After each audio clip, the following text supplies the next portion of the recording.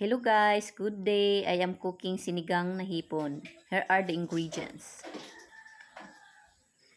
Bawang, kamatis, luya, gabi, labanos, sitaw, okra, talong, siling haba, dahon na bawang at saka hipon. Hinapan, magpakulo ng tubig. Pag makulo na yung tubig, ihulog na yung mga kamatis, bawang, luya. Tapos, pakuluan ng mga ilang minutes para mag-absorb yung lasa sa tubig. And then, ilagay na yung gabi.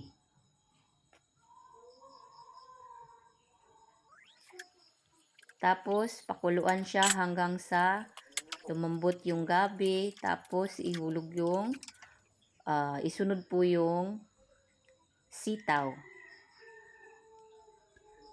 Sitaw at saka yung labanos. Iba-iba po tayo ng way ng pagluluto. At saka yung pagluluto ko, ito po yun. Tapos, sinunod ko na po yung hipon.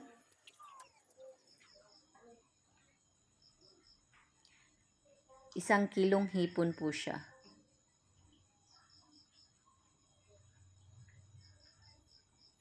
Then after that, pakuluan na naman ulit.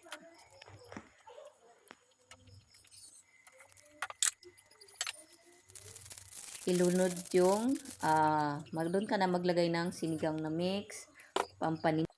After po nun, timplahan nyo po ng naaayon sa taste ninyo.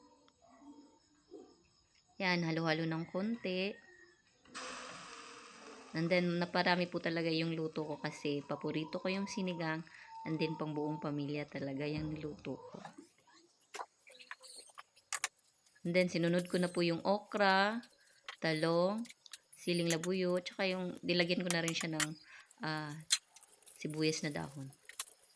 Tapos, tinimplahan ko na siya. Tinimplahan ko po siya according to my taste. And then, it's okay. Nilagyan ko rin po siya. And then, nilagyan ko rin po siya ng konting sugar to balance the taste. Tapos po niyan, halo-halo ng konti. Then, you should try the taste kung okay na po sa panglasa ninyo. And then, hinulo ko na po yung huling sangkap, which is the repolyo. Pinili ko po yung repolyo dahil yun po yung gusto ko than kangkong.